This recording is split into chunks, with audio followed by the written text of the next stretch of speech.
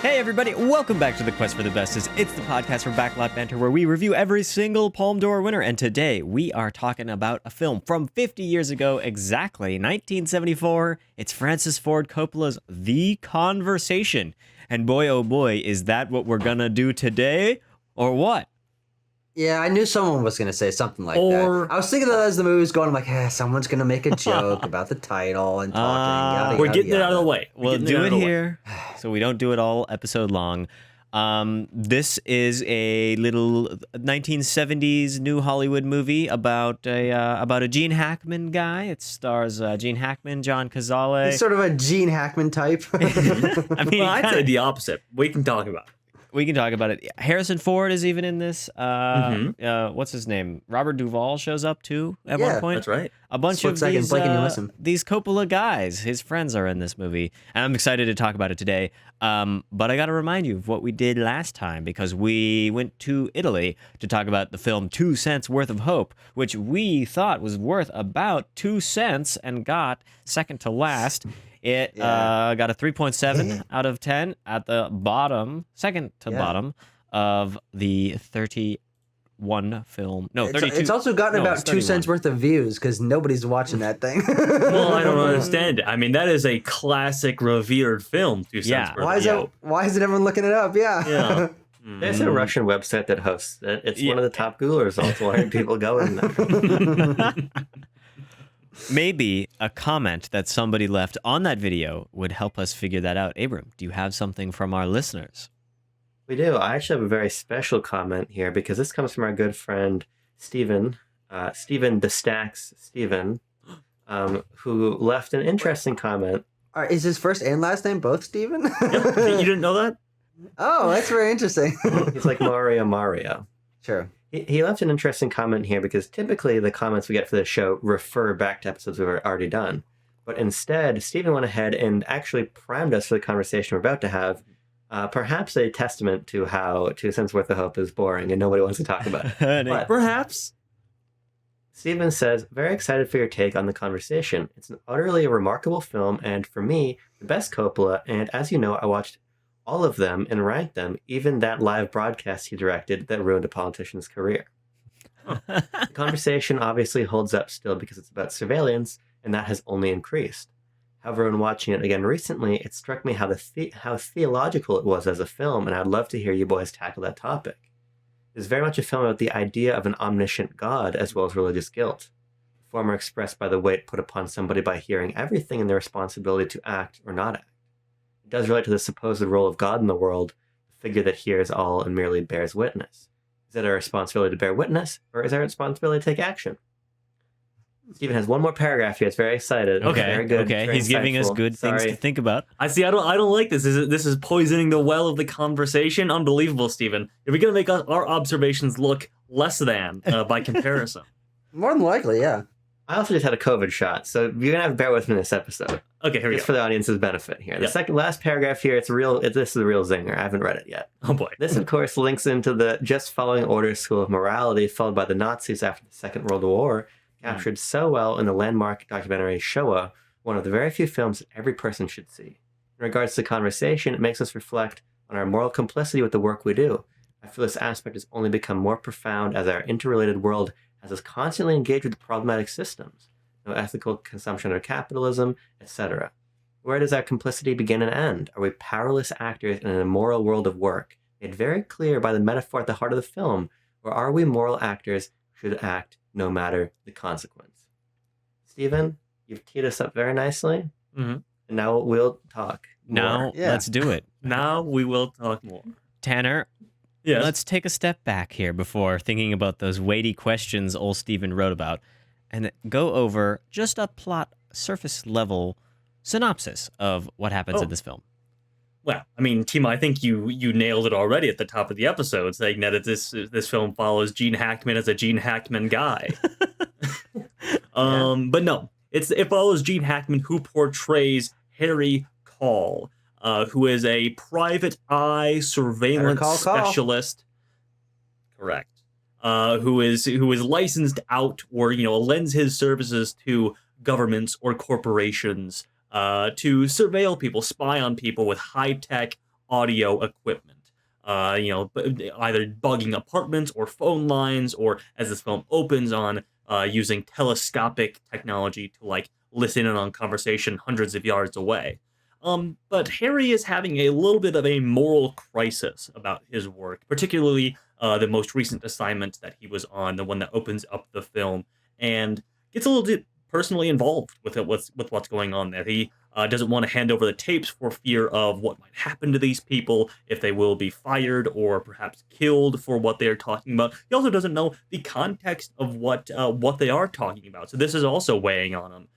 Sort of the complicity that Stephen was talking about in his comment. And as it turns out, there's a lot of like intrigue, espionage stuff that goes on. And we'll talk about all of it, but at the end of the day, Harry ends up being a little bit driven mad by his work, by his feelings of paranoia and conspiracy about all this. And, he ends the film with a torn up apartment playing the saxophone. And who can't relate to that? Yep. Amen. So Amen to that. Who wants to go first and either agree or disagree with Stephen, and maybe even second, provide their own thoughts on the film? Unlikely. Unlikely.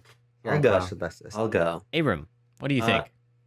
I found the conversation to be well worth the payoff, is I suppose how I would put it. I felt as though it sagged a little bit, and I like to talk about why, but by the time you enter really the third act of the film, I think it's just so exceptional the way that Francis Ford Coppola establishes Harry as an unreliable narrator and makes that fact more and more evident until the conclusion of the film in a way that, to me, made all of the seeds, I would say, fairly slowly planted to that point, really bloom into something quite interesting in my eyes. As just a personal note, a film I thought about while watching this was David Fincher's recent film, The Killer. Mm-hmm. I think this notion of a professional who is at the apex of their craft and then finds himself off of it is a very compelling concept. And I think the ways that, to Stephen's point, the narrative of Harry Cole can be universalized into these larger and perennial themes makes this, to me, a very, very, very compelling movie. And a real surprise, because I didn't necessarily find myself extremely moved by a lot of the character work for a good portion of the film until it all, for me, kind of clicked into place. And retrospectively, I felt like the narrative was just so fulfilling as a viewer to unpick and to sort of wonder about, since watching it last night, exactly what happened and what we can kind of leave to Harry's complete mental breakdown. Mm-hmm. I think it'd be very curious to talk about what we feel is the reality of the film and where that reality ends. Mm-hmm. Yeah. I'll go next. I think at the end of the last episode, I talked about that. Timo and I were the only ones who had seen this film previously. I watched this. I checked my Letterboxd info back in April of 2020. Really enjoyed it. And this go around, I am happy to say that I am convinced that this is a masterpiece. This is a incredible work of film, I feel, from its performances, obviously, but largely the tone and atmosphere it both sets and evokes and sort of builds and destroys over the course of the entire film, and how it always is keeping you on your toes and really involves you in the paranoia and the moral breakdown or the mental breakdown of Harry as a character. And really involves you in like his headspace quite a bit, both in his like loneliness, his alienation from all the people around him, and his yearning to like break out of that and get back into society a little bit, and then ultimately realizing that things are already in motion, the ball has already started rolling down the hill, and his actions have consequences that he cannot turn back. And I think where the film ends is very interesting for Harry's character. Also, like, expertly directed. The score is fantastic. It looks incredible. I'm a huge diehard fan of The Conversation on my rewatch of it. Mm-hmm. Mm-hmm. Tucker, what did you think? Yeah, also really liked it. I am a big fan of movies that to me feel like puzzles. And the conversation is that to me in the slow process by which the events and the characters and the history of the world that this film takes place in are revealed to you, because you're dropped into this with no knowledge of anything in this world. And I found that to be a really compelling way to sort of peel back the layers of the movie as things were revealed. And it always kept me on the edge of my seat. And I think that the thing that really impresses me is just the very distinct and unique tone this film establishes, in that while it's a movie about, crowds of people and listening in, it is also a very lonely movie. I think that the shot composition and score specifically made me feel like I was I was watching someone else watch a movie. Like, it was a really distancing thing, but I found that to be a compelling tone to set. Maybe because it kind of helps you get in the mind space of this guy who's Harry Call, who's very distanced from other people. But just regardless, I found it very enrapturing. There are some character moments that I think hold it back for me for being specifically emotionally impactful. I mostly found it very visually and filmically compelling, but on a narrative level, I'm a little hit or miss. And I'm interested to sort of dive into those, because they're to me, they feel like very glaring flaws, but obviously most people don't feel that way. And so I'm like, did I just miss something? Am I just piecing together something in my mind? But I'm excited to talk about it a little bit more and get into the themes and all of that. Oh yeah. Now, I also unbelievably like this movie quite a bit. I like it for a number of reasons, as you might be able to guess. This film is all about a sound guy using microphones and long distance, radio transmission, and just kind of geeky things that I like outside of the world of it being a very good film.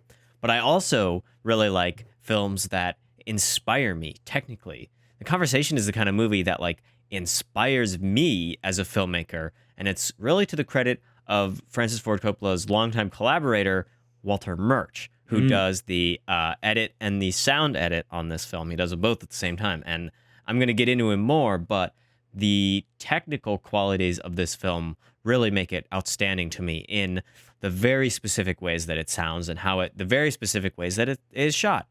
And that all works to create a very compelling narrative. But the first time and this time again have come at it at this very technical level.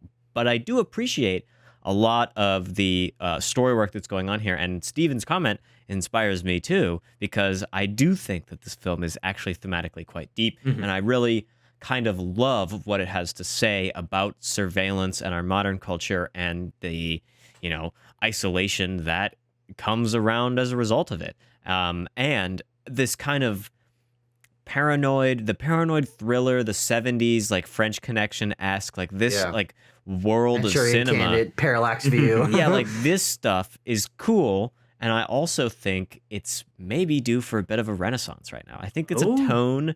It's a tone of filmmaking and of stories that might be popular again. Yeah. Rear Window remake. Let's go. Let's do it. Let's go. Yeah. Tucker said something that really captured my attention, which is the first time for everything. Exactly. It's the way you particularly called out the framing in this film. There's a couple. It's exquisitely framed throughout. There's a couple shots that I draw particular attention to that are so visual that even in this film that is so predicated on sound design, I feel like you could watch large portions of this with the audio off and be still in the headspace. Plug your ears while I talk about this. The two shots I want to call attention to, one is when we're listening back to the recording in the Big Bay, and Fredo is in the background. I don't know. John Cazale or Cazale, maybe. Thank you. Yeah. Stan is the character that he plays in this one. Yeah. It's this beautiful shot wherein your eye is drawn to the spinning of the tapes and this very hulking analog machine. There's a number of shots in the film when the reel is much larger, or the focal point more so than our characters. And I think that this visual language of illustrating this larger surveillance apparatus around our characters is extremely effective in terms of wordlessly reinforcing the themes of the film. Another shot that I think does this extremely well is when Harry is lying in bed and he's dreaming about warning the young woman about what was going to happen or what he thinks is going to happen. And we're cutting in and out of a dream to him in bed, and he's lying in a way that his face is obscured by shadow entirely. And you see like part of his jaw and his ear and the top of his head, but you don't see any defining features. The ways that I think people are turned into faceless objects is extremely important to how the film is conveying its message. Sure. Yeah. I think the film even opens with Coppola and the cinematographer for this was initially Haskell Wexler, but it was later. Wexler. Well, Haskell Wexler is the one that filmed that first bit, though. Yeah, a little research that I did. That's the only shot of his that's still in the film. Okay, yeah, because him and I was reading him and Coppola had like a falling out during the filming of this. Yeah, and he was replaced by Bill Butler for the rest of it. But to Wexler's credit, that first bit is some of my favorite framing. And so one of the first thing that I jotted down in my notes is when we are following our two characters, the man and the woman who's I forget their names actually. 1 second. That's not really important. Mark and Anne. Are sure. like the two subjects of the investigation here. We're following them through the crowd, and then like you'll pass by Gene Hackman's face or whatever. He'll be kind of lurking in the background. I'm like, that's incredible. I love that. Like this is the opening of your movie, and people know Gene Hackman as like a famous actor of the 1970s, and our focus is on our two characters here, and like he's a face in the crowd in the background, lurking, trying to follow them around and everything like that. Love that in the opening of this movie. I mean, to the point about the opening, there's also a really interesting bit of visual language in that the two people surveilling from atop buildings are looking down and into what looks like the scope of a sniper rifle. Yes. As the film opens, you almost think that what you're watching is in fact an assassination or something to that effect. And so to immediately frame the surveillance in this, I know how to say surveillance, by the way, but I've fucked it up so many times. I felt like I need to clarify. I do indeed know how to say the word. Okay. It's a very effective way to have... Everyone's deleting their comments as we speak. To make the subject matter of the film immediately a hostile entity, I think is a very bold choice as well. Yeah. And then I'll add on the other side of this filmic coin, the sound design is using this very lively, crowded, the square, which has musicians and performers as well as people just talking. And it takes like the placement of the characters that we're trying to follow, but them being next to music or them being next to some other people talking to weave in and out a normal sounding film soundtrack, right? It's not actually all that out of the ordinary in the order of what we hear, and yet it's totally all supposed to be diegetic. It's totally all supposed to just be taking place at the location of the first scene, which I totally agree is a masterfully shot scene. It's using these very long lenses and these very like voyeuristic camera angles to really make us feel like we are participating and watching alongside in the surveillance. And I particularly like that this extremely well done scene that I really like ends up playing more in the movie. It is useful to the plot of the film to revisit this scene and have him have Harry figure out more about what's going on. And so the sound and the sound recording of it is like kind of it's the through line that'll then bring us from this very, very well constructed scene into like the rest of the movie. And I mean, it's a killer opening. It's just like, boom, you're in. Because you just like now have a million questions. Like, who are these people? Why do we need to listen? Opening. Like, yeah, and I think that one of the things that I was mentioning earlier, this film feeling sort of like a puzzle, that opening scene is the initial puzzle. It is the riddle. It is what you are then discovering and learning more about over the course of the movie, because this was smartest decision of that opening scene. Okay, the long telephoto lenses, yada, yada, yada. Boohoo. Timo, this is about sound. Yeah. This is about the way in which it draws your ear to sound design being something very important to keeping attention to, which not many movies do, especially not that early on in the film, by introducing garbled audio effects in moments where in any other film there wouldn't be, because you're just watching a two shot of people walking through a crowd, and in another movie that would just be totally clear, but their voices will be masked by different garbled noises, or the music will, like a horn will be playing into the mic, and then that'll like blow out what they're saying. And I found that was really effective, because it's a great opening shot and sequence from a camera perspective, but it was the sound design. It's like, okay, no, I need to think about this on an extra step level. And then the fact that we, again, to the puzzle thing, then especially in the audio side, reveal things as it's going on, and he plugs in doohickeys and gizmos into different gadgets in order to like, I don't know, add D-reverb, which I can just do in Audition. We're gonna talk about all of that. I have some thoughts and opinions on the sound editing that is displayed in this film. Yes, but I think that's the real takeaway from me in that opening scene. Yeah. And then immediately after that is when Harry hops back into the van or whatever, and we get basically introduced to his character. And I think a lot of his characterization in this film is sort of the notes of what you need to know about him are delivered like just a fastball right down the middle at you very efficiently and very effectively. But again, I think there's a lot of subtext to him that can be discerned in the background of things. It's kind of so as a figure the main of speech. points about Harry Call being he is very isolated. He does not like people asking questions about anything of his. How else would you describe this guy? He displays. I mean, what the first line basically that he has in the movie is, I don't care what they talk about. I just want a nice fat recording. It's like one of his first big lines. He's a nice loud recording. He's like, he is about professionalism first and foremost, and then obviously we have to subvert that over the course of the film with the breakdown of his mental state. So he strives for professionalism. I mean, there's a whole sequence in like the middle of the movie that is like, hey, you're the best, Harry. Tell me how you did this job. Tell me how you did this job. We should team up, Harry. Me and you, we'd be tops. We'd be the best in the whole country, Harry. Yeah. There's a really interesting dynamic set up in the van, as well as we sort of see characters who have different opinions on a sort of surveillance state, as it were. We often think about surveillance as a sort of post 9/11 phenomenon, and a lot of in our mind, I think our lifetime is where you consider surveillance, you consider the NSA. But it's interesting looking at the manifestation of that apparatus in the 70s. And in that opening scene, you have somebody like Harry who is very much aware of what's going on, I feel. And as we learn, as soon as he goes back to his apartment, is very much fearful of the machine he is indeed part of. But then there's somebody, and I think it's Stan, who is taking pictures of women doing their makeup in the reflection of the tinted van windows.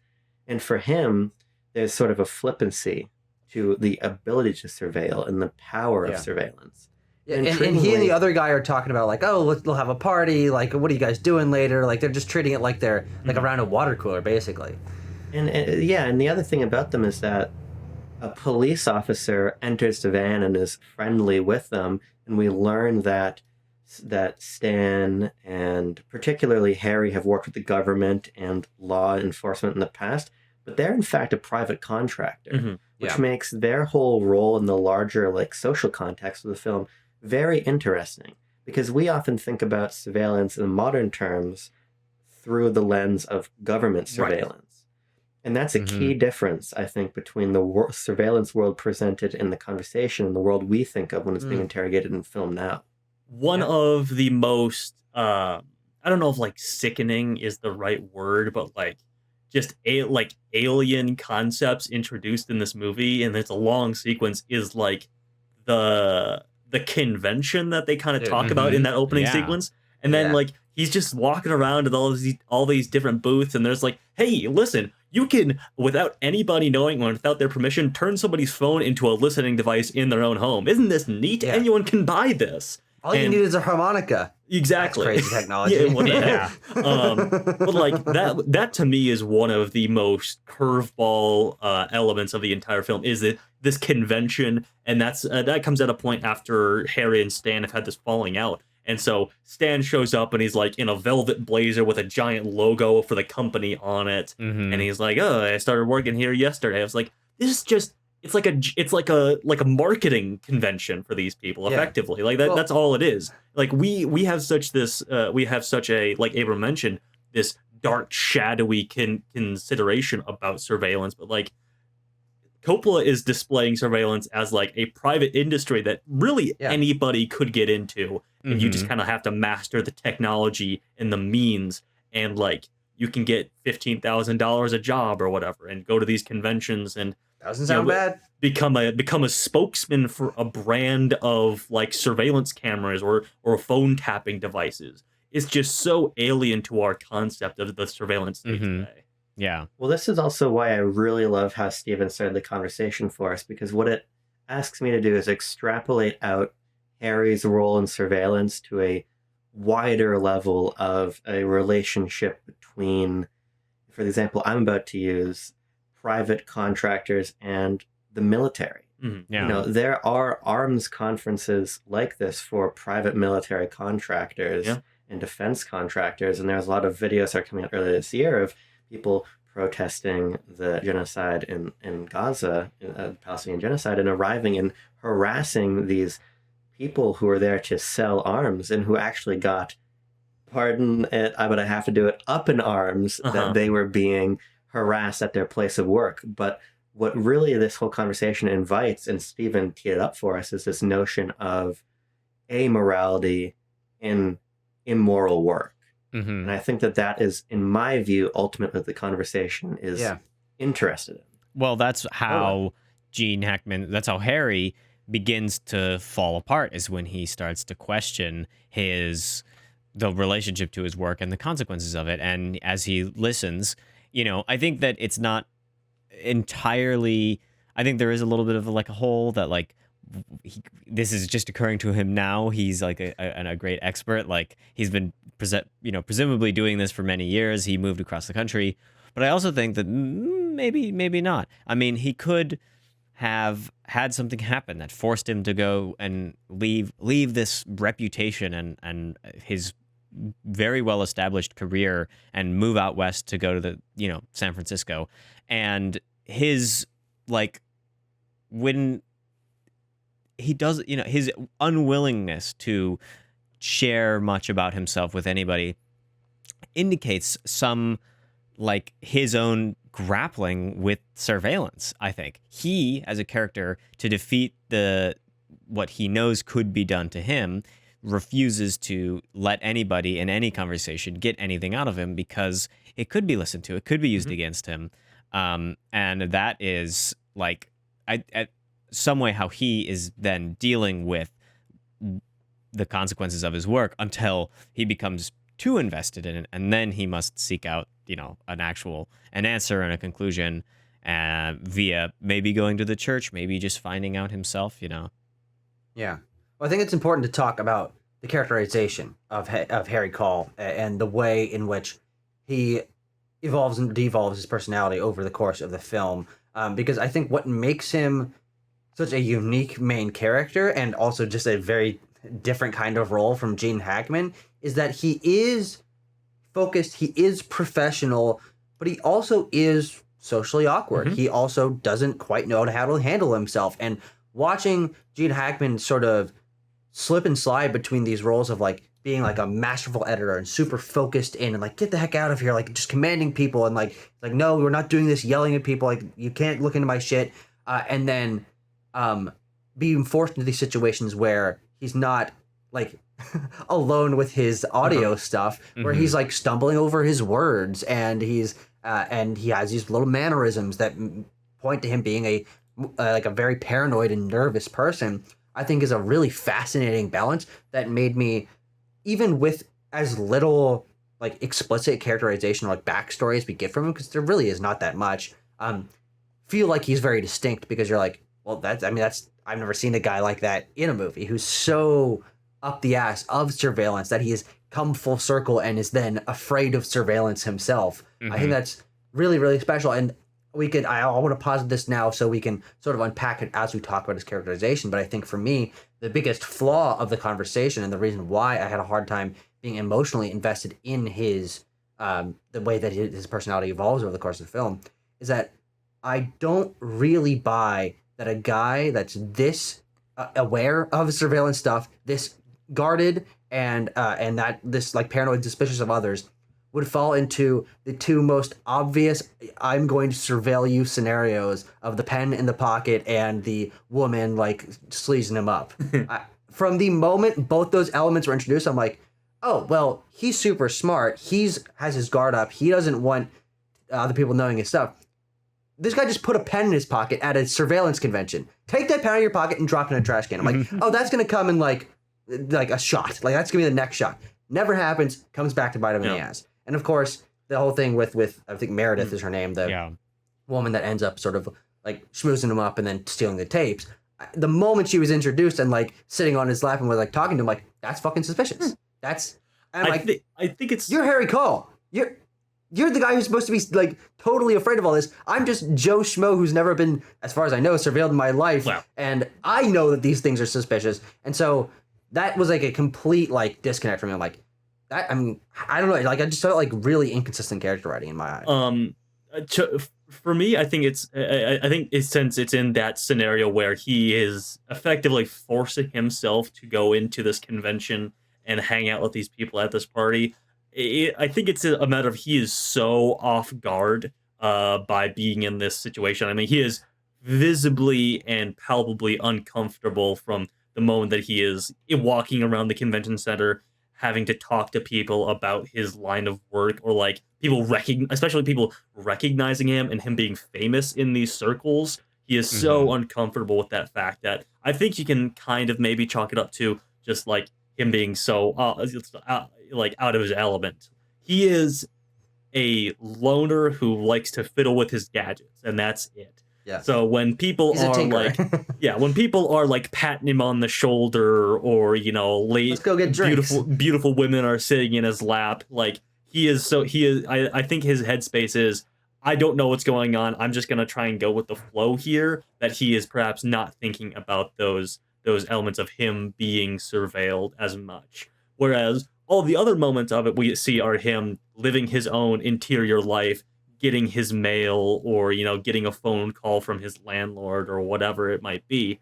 But I think that middle section of the film surrounding the convention is him really out of his element. I'd also like to posit that to the point of Harry being growing a conscience effectively around being a spy of sorts, a bugger as people call him sometimes in this movie.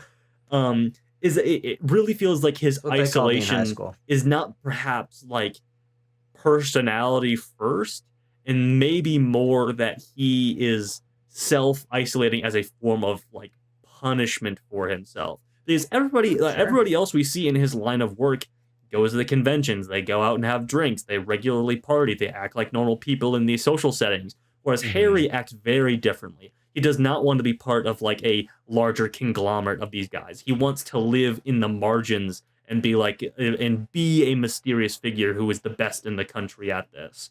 And it feels a little bit self-induced to me. That's an interesting point. There's something that I find somewhat odd about Harry is in my view, the degree of apathy he has and holds in conversation. Sorry, I didn't mean to say that.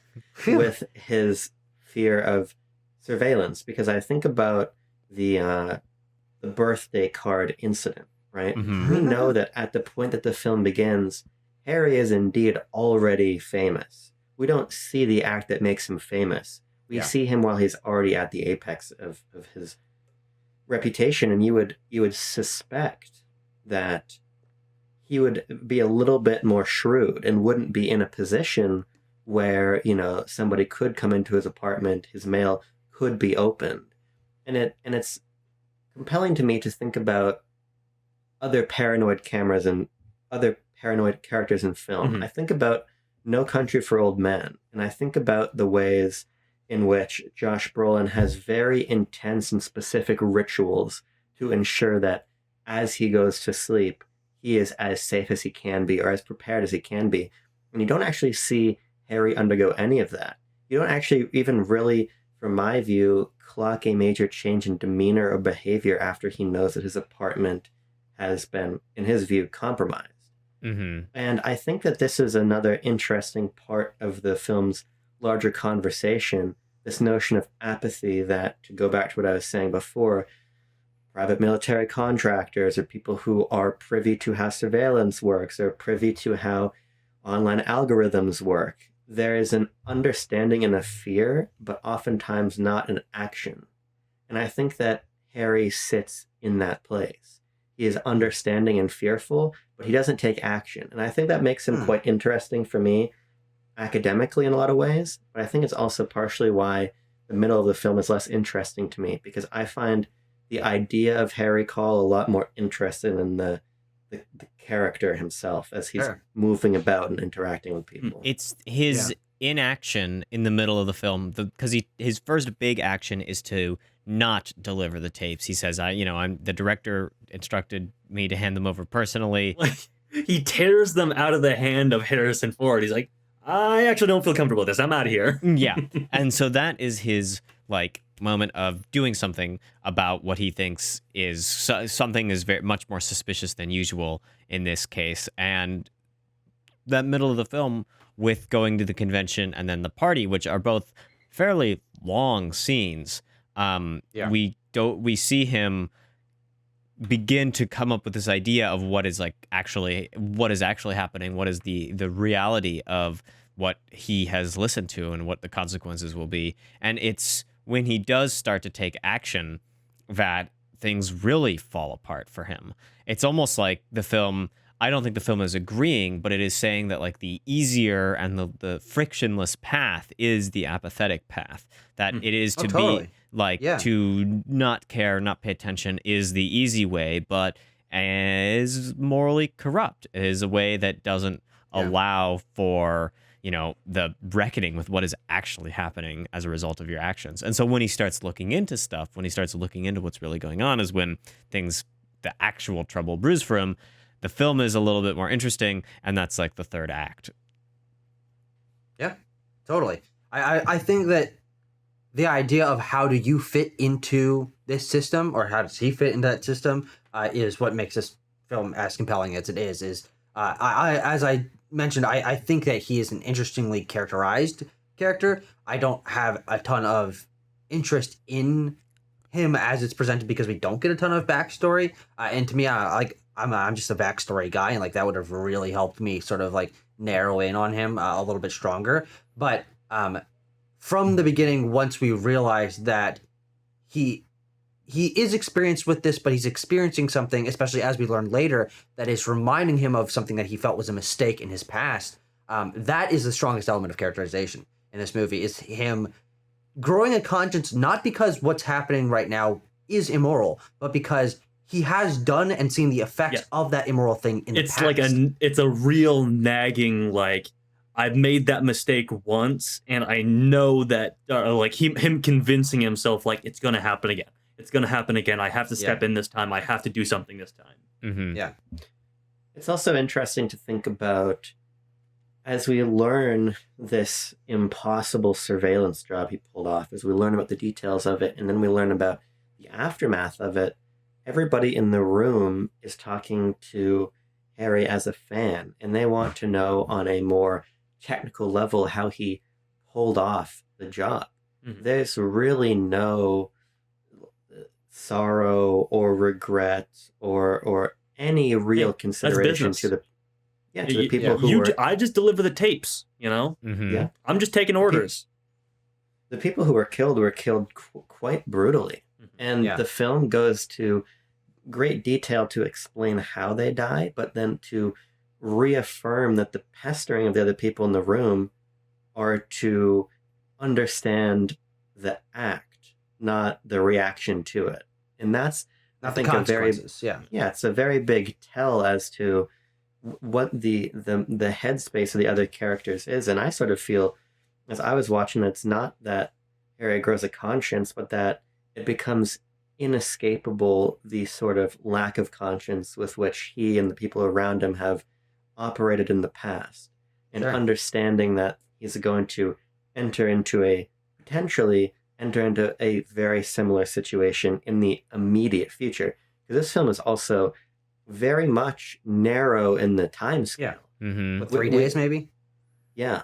Because we're sort of referring back to this idea of on Sunday we're going to be in this hotel. We're very often reminded of the fact that this is a precipitous and immediate breakdown of Harry's psyche. And I think that's another element of urgency in the whole film. Something that I'm thinking about here is the private.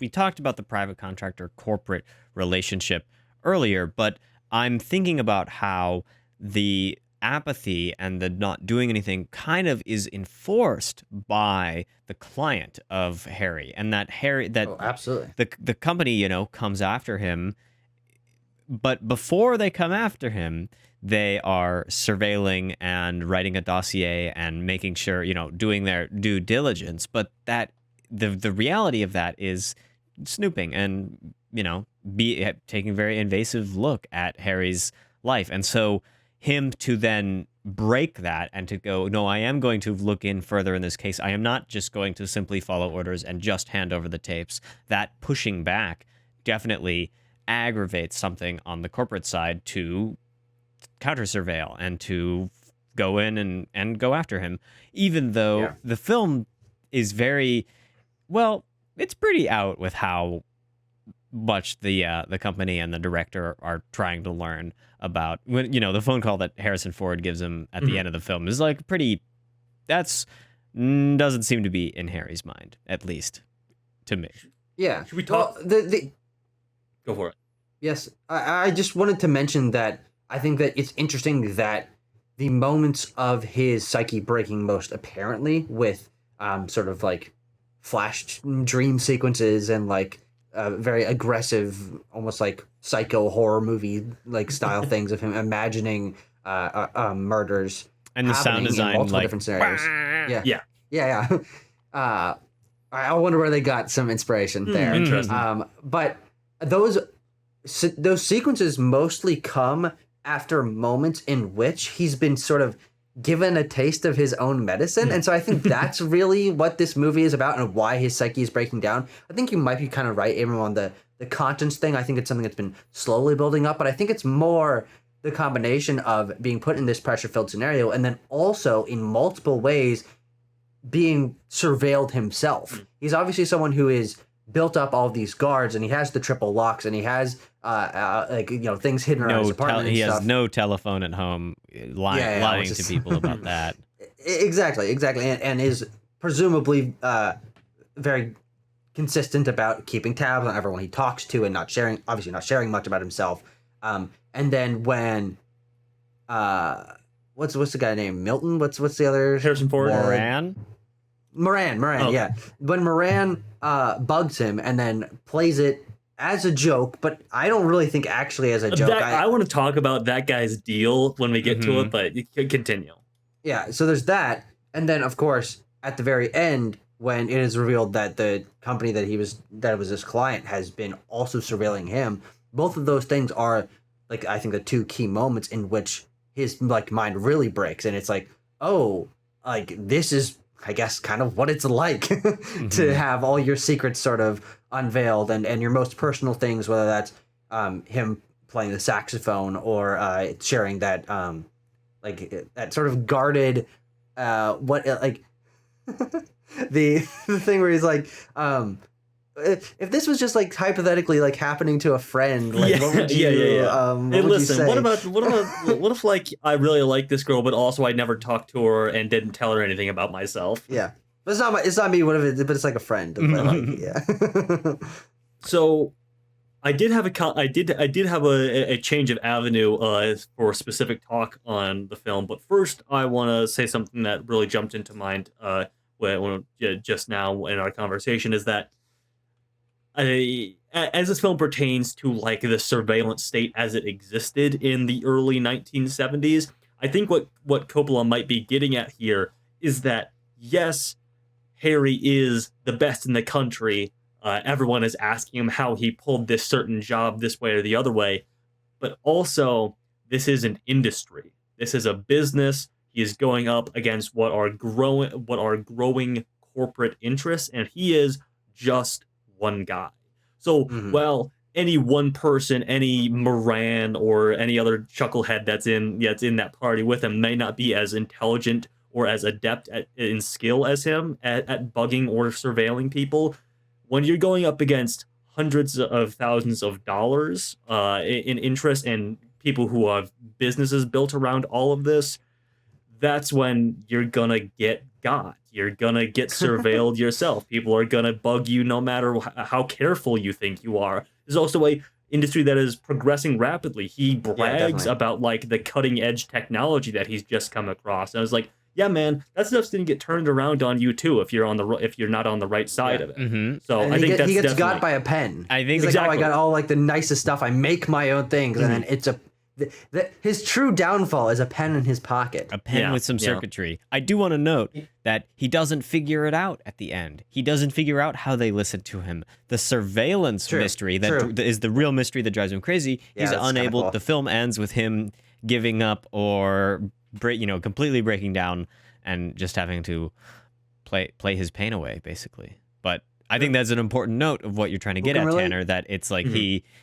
one man versus the corporation. There's a clear winner and a clear loser here. Yeah. But I was just a sidebar about the pen in particular. I think that almost, to me, rationalizes, Tucker, the concern you were bringing up of we're simply at a convention and this pen is new technology. Yeah. And the idea that you could that's fair enough. If you could scare the man at the height of the craft with something he's not seen before, we think of the pen in the pocket as being obvious now, a gag in The Office. But if you're thinking about that as a new invention, the notion that a pen didn't think of it that way. Reveal you is a good illustration of the way that you can't stay on top of the wave forever, and when that wave is going to hit you. Mm-hmm. Yeah. Well, because I also feel like my headcanon, at least anyway, is that the bug device in his house that he's searching for at the end is the phone thing that they were talking about at the convention. They turned his phone into a listening device in his own apartment. Mm-hmm. Oh, because there's no. Well, there is some evidence though. Like they have to like put that on the bottom of the phone or something. He rips his phone apart. That's a good point. That's a good point. Yeah. But there is that moment where the phone rings. It rings once. It stops ringing. He it rings. He picks it up. There's nothing there. He puts it back down. Yeah. Mm-hmm. It rings again. But he picks it up. And so I don't know. I thought something similar. Oh, and he goes back to playing. So you actually might be right in that. Well, because he goes back to playing. They play back. And then they call back again, and they play back the thing that just happened. Yeah. Yes. So that was my inclination as to what was going on anyway. You could be right about that. Yeah. There's a chance also, which would mean that he doesn't know what to look for. Yeah. He's opening up his phone and doesn't know what should nor should. He builds all his own stuff. He said that. I think what's interesting to me about the last act of the film, beyond the very striking images of mania and paranoia and like literal viscera in places that are mundane. It's not the shower, it's the toilet. Yeah. I mean, that's great imagery. That scene is and like a flipping of like a Psycho thing that we were talking about. It's like it's a total Hitchcock quotation right there. Just like the tension that he's building and the suspense, and that it's not in the shower but in the toilet. Yeah. It's a good way to again signal that now Harry is indeed the one over his head, and it is everyday objects, and even to Stephen's very earliest point, extremely sacred objects when he smashes his statue of Christ. Well, it's the Virgin Mary, I think. Mm-hmm. Come on. And I wasn't wearing my glasses. and it's the idea that nothing could be secure is quite compelling on a character level and a thematic level, but it's also compelling to me on a narrative level, because I think that you can just as easily say that Harrison Ford never called him at the end of the film, as you can say that he did. Mm-hmm. Yeah. And that's what's so interesting. The filmmaking becomes heightened in a way that you literally can't believe the images. So why should I believe the sound either? I think that that's why I like this film so much, because I don't even necessarily know if I can draw based on evidence the actual fact of the plot. And in some ways, I think that's an illustration that the thematics of the plot worked extremely well. Sure. I was going to ask what you guys thought of Ford here. I mean, this is obviously very early Harrison Ford. He had just, I mean, his only notable film role up till this point was in American Graffiti. This is obviously like pre-Star Wars. And interesting to point out that Anne, the younger woman who's a subject, also in American Graffiti. Yeah. I saw her face and I'm like, I've seen that person before. I'm like, oh. Yeah. Makes sense. I mean, it's American Zoetrope. It's Coppola. It's Coppola. Yes. These guys, they're all hanging. buddies. They're all buds. They're hanging out, making movies together. Yeah. I think I am curious about two thematic areas that we haven't really talked on yet: religion and the girlfriend. What do you guys have to say about either of those? And if you have nothing to say, I'll go ahead. So I had, you know, like you said, I last saw this film like 4.5 years ago. So like the twist at the end of the movie really got me again this time. And when he first goes into the church to do his confessional, I was like, I mean, this is like a chef's kiss addition to this movie, really. The idea of him like being so averse to anyone knowing what is going on in his life and still being like feeling committed to confessing his sins to an impartial priest or whatever. And then more broadly, if we're really extrapolating out this theme of him believing in an omniscient figure that is always listening to you, or questioning even like Santa, that's right. Oh, he sees when you're sleeping, he knows when you're awake. He knows. That's what Red One is about. Exactly. J.K. Simmons would bug your apartment to figure out if you're on the naughty list or the nice list. But omnisciently, like, is there anyone listening? Like, is there a moral figure listening to everything you're doing, or is it corporations with vested interests in getting dirt on you or killing you in your sleep or whatever? Is there also an argument that he's framing in some way the notion of going to confession as an opt-in act of surveillance and a moral necessity in some ways? You don't know who you're confessing to. And that's a good point. I recant. No, I think that's an interesting notion that you are essentially giving over your secrets to somebody you do not know. And that's a moral good, both in the narrative of the film, but just the narrative of the United States of America's Christian formation. So I think that's a really compelling element of the film also. I think it's interesting to me because he is still so reserved in that scene, and he still is like unwilling to let all that much information really come across. It's in some way it's a little performative, like, because he isn't really confessing what he kind of, in my mind, ought to be confessing about, but he's kind of beating around the bush, like hitting at the edges of it, and not like just coming out right and saying what he really ought to say. And so that adds so much to his character, that he has this religious conviction to him that doesn't actually extend very far. He thinks to not destroy the Virgin Mary statue. I like that moment at the end of the movie where he pauses, he doesn't do it initially, then he's like,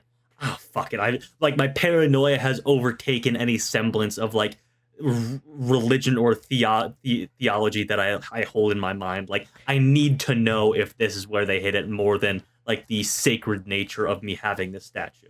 Yeah, and in the sacred nature, I think, of the statue itself, that like, oh, it is a religious artifact, and that you know, if you are so religious, you wouldn't destroy it, but he does. And that is, I think, actually, when I watched that part and that happened, I was like, that is the point of no return for his character. He cannot go back from that action. He gives up everything. Like, as much as he likes to say that he doesn't have anything or have friends, or, you know, there's nothing in his apartment that objects. There's nothing in his apartment that he'd want to save from a fire. Like, when we get to the end of the movie and he has reached fever pitch conspiracy paranoia, that's when they've taken everything away from him. And I think he talks a mean game about not having anything personal, but there is one thing he doesn't destroy. And maybe that's where the bug is hidden. Oh, that's the saxophone. Oh. He doesn't destroy the saxophone. He I want to talk loves about that wacky sax. I want to talk about the role of jazz in the film. Yeah. Okay. Because it's a very jazz heavy True. score, Yeah. and Love the piano. and like Duke Ellington has tracks in this film. It's an exceptional score, and I've recently, actually thanks to Stephen who began this conversation, been listening to jazz music. Wow. And in talking with him about what he enjoys about jazz, it's this sort of and also what Ryan Gosling enjoys about jazz. The two most notable figures in jazz music, Two white Stephen boys. and Ryan Gosling in La La Land. This notion, And Barry B. Benson. the notion that jazz is a very improvised and intimate form of music, and this way that different jazz players performing a piece will riff off each other and be in very close personal conversation. I think the notion that such a spontaneous and personal genre of music is contrasted against such an organized and systemic unpersoning is a very interesting dynamic.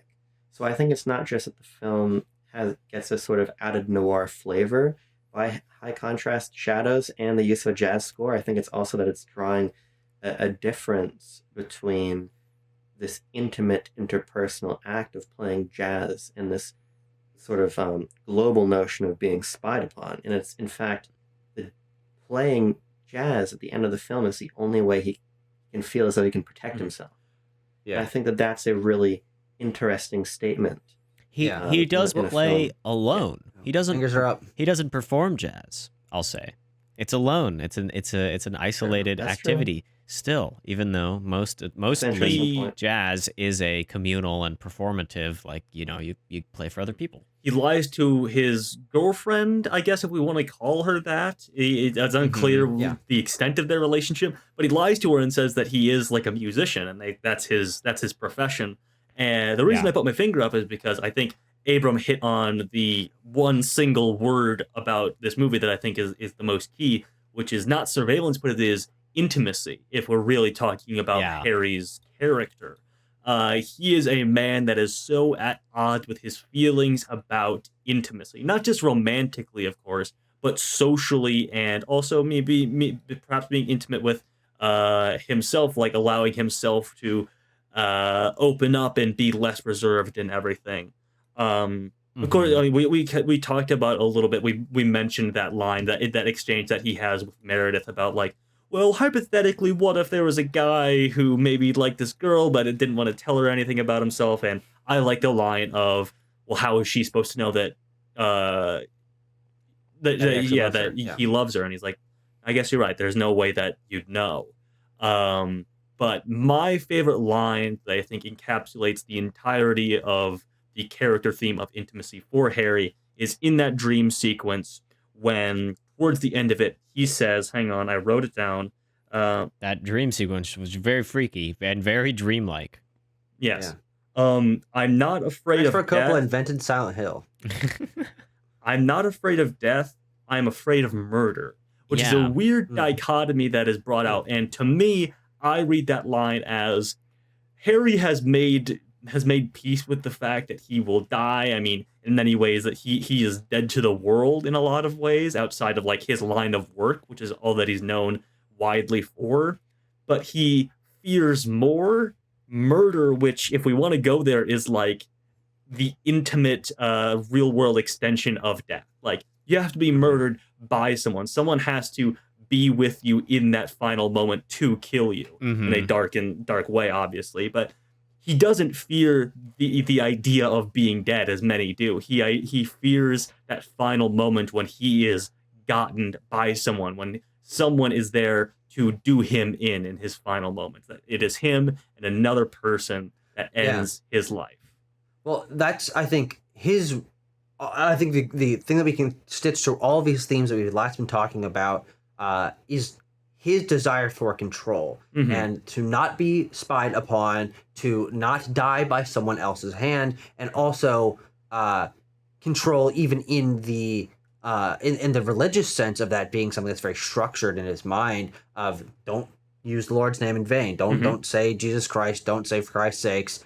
And controlling what other people say around him, what other people think about him, what other people know about him. He's very much about control. And so I think tying it back to what I was saying of the moments in which his sanity starts to slip, it's the very few moments we see in this film where he does not have control, is where someone gets the upper hand on him and he loses his shit. And he's like, this is not right. And like scrambles and at the end of the film, like goes ape shit in his apartment, destroying everything in order to try to wrest back that control. And I think it's a really interesting ending to not have him actually regain that control. Yeah. As we were saying, he doesn't find the thing that was used to spy on him, if there was ever a thing there to spy on him. And he kind of just accepts defeat and just sits there. Which is why I think this movie is so prescient and timeless in how it sort of displays the surveillance state and conveys it as sort of something that was burgeoning in the 1970s. You know, we fast forward 50 years and basically everyone in the world has resigned themselves to like, well, you know, I don't really have any control over my presence in the world because it is so digitally accessible that people, you know, there are thousands of photos of me online, both that are mine and people and that are others. Complete strangers have me in the backgrounds of photos. I am on camera hundreds of times every day. Like I am in databases. You can find. Yeah. Oh yeah, you are. I'm not going to say which ones. Your car tracks where you drive, and you know exactly. We have my car's from 2005. I don't think it does. We have tracking devices in our pockets, man. Like, yeah. Maybe the Blue Yeti is bugged. That's right. Maybe my HyperX is bugged. We have hundreds, if not thousands, of hours of our faces and voices on the internet, and now there's technology out there that can completely fabricate us based on those facts. Finally, we can do AI Quest. That's right. We don't have to watch these fucking movies anymore. like 2 cents worth of hope. Oh, well. But no, I mean, I think maybe AI is not so bad. You said it, not me.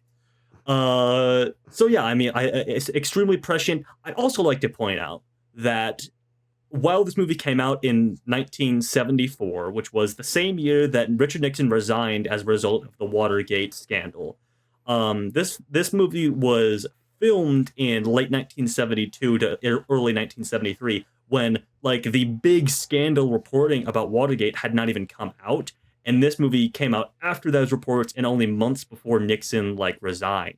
So it really comes out in like a fever pitch moment of like surveillance. I mean, there's a character in the movie that's like, you know, I did some opposition research and bugged this political opponent. I'm not saying that I picked the president of the United States.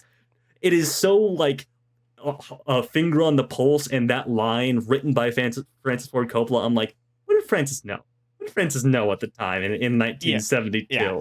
He also apparently he wrote the script like a decade before. Oh, really? So so it was even like it wasn't even like you said it was filmed before, but it was even written like way before. So this he wasn't even he was pre-paranoid for Watergate. That's true. He was scared of this shit a decade before it was relevant. I think that guy even says to you, he's like, this was like 12 years ago that I did this. So it was like, you know, we think of Watergate as like the first big instance of like bugging surveillance politically. But no, I mean, guys, there's always been spies. There's always been, you know, spy planes, Cold War, all that kind of stuff. I mean, Watergate was obviously such a big deal because it was domestic against, you know, Republicans against Democrats in that way. So, yeah. I want to hop in here real quick, and because I think we're getting close to wrapping up, and really just stress on how much I love the sound design and sound editing in this one. It's great throughout, but what I want to also say is it's highly unrealistic. Absolutely. You couldn't do that today with some stuff. It's so funny to me that he pulls out the electronic doodad and the voice goes from completely unintelligible to being, you know, he can hear every word. Hey, listen, it's convincing, if only because I love seeing a competent guy with his gadgets doing his things and he knows what he's doing. That is oftentimes the height of cinema, is conveying to an audience that this guy knows exactly what he's doing.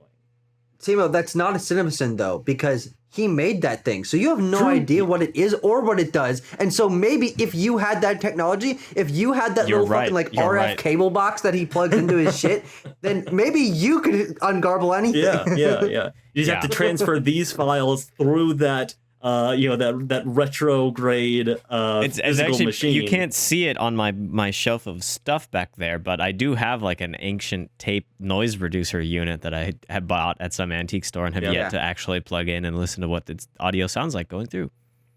I mean, I bet it'll work just like that. Yeah.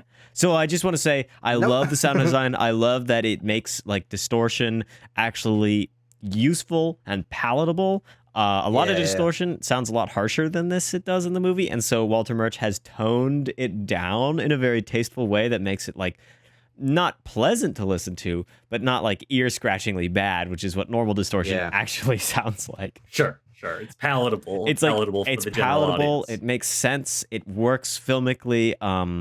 It's just a little exaggerated, but what's the problem in that? Last thing I want to talk about is the twist at the end of the movie, which is phenomenal in my mind. Like it is incredible, and the cut back to the conversation that we've heard 100 times up till this point, and then the slight tonal change of how she says or how he says he'd kill us if he had the chance, and the slight change on the word us.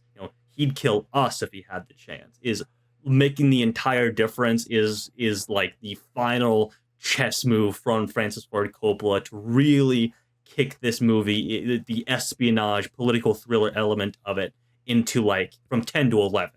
I love that final cut back to that conversation, but part of me wonders if it was like, is it like a physical, or is it like a physical intonation thing that was lost in the the distortion and the restoration of the tape that he was doing, or is it Harry being so obsessed with that technical aspect that he doesn't pay attention to like the real social humanist way that people say words and what do they mean? I think he can really go back and forth in between what that final intonation, that the final twist of the knife at the end of the movie really is. Sure. It's extremely good. What I'll say is that the 5G nanobots surveilling me from within the COVID vaccine are really making it hard to keep talking about the conversation. Should we give it a score and spin a wheel? Yes, sir. Yeah, I think I went through most of my bullet points. The one last fact, because it relates directly to the rest of the Cannes Film Festival, or another winner that we'll talk about, is Francis Ford Coppola specifically cited Michelangelo Antonioni's Blow Up as an inspiration for this film. And I'm sure this and that movie both directly inspired Brian De Palma's Blow Out. So nice little trifecta of sound dude movies. Yeah. Well, but Blow Up is about photography. Photography, yeah. And Blow Out is really good. I can't wait to rewatch that. Blow Out's fucking awesome. I mean, and to be honest, that's the one I prefer. But they're both great, so hell yeah. Yeah. Also reminds me of Kimmy. Kimmy also very good. Do have to say, I want you to do the Palm de Tales. I'll do Palm de Tales. Crazy that this came out the same year as Godfather Part 2. That's insanity. That's insane. How did he do that? How did Coppola manage that? It's crazy. At the 1974 Cannes Film Festival, this was the only winner amongst 26 entries into the official competition. The jury president this year was French critic René Clair, I believe. And I don't know, notable members of the jury included Irwin Shaw from the United States and Monica Vitti from Italy. Thanks, Monica. Happy for him. Other notable films in competition this year include Ali, Fear Eats the Soul, Steven Spielberg's The Sugarland Express, and Thieves Like Us from Robert Altman. Okay. Sure. Give it a score. Yeah, let's find out what this film gets and where it ranks on our list, Tanner. Punch that number in. 3, 2, 1, go. Okay, we've got a score. Oh my god. We have a tie. It's time to litigate. All right. Conversation gets a score of 9.1. The point breakdown is Abram gave it an 8.5, I gave it an 8.7, Tucker gave it a 9.2, and Tanner gave it a straight 10. Straight 10, baby. Hell yeah. My vote for these 9.1? is easy. Let's remind the listeners of what all the other films that have a 9.1 are. Starting at the bottom is The Pianist at spot number 5, and then Taxi Driver, spot number 4, Anatomy of a Fall at spot number 3. So, Tanner, you were going to say this is easy for you? Easy for me. I think it goes above all of these. As the guy who gave it a 10. Well, to start with The Pianist, I would... Well, my score is higher for The Pianist, but this is the Fraudulent Program anyway. I like this movie more, I think. So that's 1-2 votes to go above The Pianist. I'll go above The Pianist, too. Okay. I will not, but that's fine. So now Taxi Driver, I go below Taxi Driver. My vote doesn't matter because I already well, wanted it I'm going to below go above Pianist. Taxi Driver. I think this one's better than Taxi Driver. Okay. Tanner, you think it's above Taxi I Driver? think so, just barely, though. Just barely. Well, then that leaves us with a little bit of Enemy of the Fall. a split. Yeah. No, because we still have to litigate. Well, because No, it Tucker said doesn't. something that's really shrewd. He said, "I'm already out, so let's not." count Oh, my that's vote." interesting. Yeah. It is Mm. And I interesting. think that's a good way to prevent these deadlocks. I So see. let's That's good. employ I like rule. that. Yeah. Okay. Oh, is that not how we've been doing it? No. No. We all 4 vote on every single one previously. Well, you know So what? that- We make the rules, baby. We That's make true. the We'll change rules. the rules. It's up to you guys. Don't split. Don't fuck it here. And Enemy of the Fall. Which one? What are you gonna say, Timo? No. The fact that they agree. I mean, I guess if they both Yeah, agree, yeah. it should go above it. I can. I'm Yeah. gonna agree here and say that it should go above Anatomy of a Fall. Okay, I would say the same. Yeah. I don't think the scoring system makes sense, but we'll figure this out. Because No, I think as soon as it's split is where it stops. So I think it's right below Anatomy of a Fall. in Because- between Anatomy of a Fall and Taxi Driver. Yes. Yes. Then that's 2 negative votes, 2 positive votes. Correct. That's such a good point. Hmm. Let's say provisionally it's in the top 5. I mean, Abrams got Abrams got we can- COVID brainworms, and he's able to catch on to what the trend is here better than I am. So I'm fine with whatever. Let's, for the sake of a conclusion here, to conclude, put it below Anatomy of a Fall and above Taxi Driver. Everybody happy with that? I'm fine with that. Okay. Yeah, we should do all voting this way. Just sit down in the room and hash it out. And just have a Yeah. have a what do you call it? A conversation. Let's have. No. Well, we are in need of a great dialogue. Little Coppola reference there for you, folks. Little Coppola reference. Oh, that's the fucking Megalopolis. It is indeed. Jesus over the year. Oh God. How Okay. crazy would it be if we got Apocalypse Now in this roll around? But we'll see. I'm hoping. I want that. That would be awesome. Be crazy. Or blow up. Or blow up. Yeah. Blow up win? It did win. Well, No, blow up, not blow out. Yeah, Blowout did not win. Yeah. Wheel, what's your deal? Give us a movie that makes us squeal. Is it on digital or is it on real? Wheel. Hey, what's your deal? Hey now. The deal hey, is whoa, number two. 2. What's that gonna Going be? way back. Way Way back. To We got number the two. year 1945. Oh, it's To a the film, best World War II year movie. of Quest. Oh yeah. To a film starring Celia Johnson, Trevor Howard, Oh, Stanley Holloway, Joyce Carey. This is Wait, I know David Stanley. Lean's Brief Encounter. Oh, let's Whoa. go. Actually, we got a cool movie. This is I went to see this okay. I like movie. this movie a lot.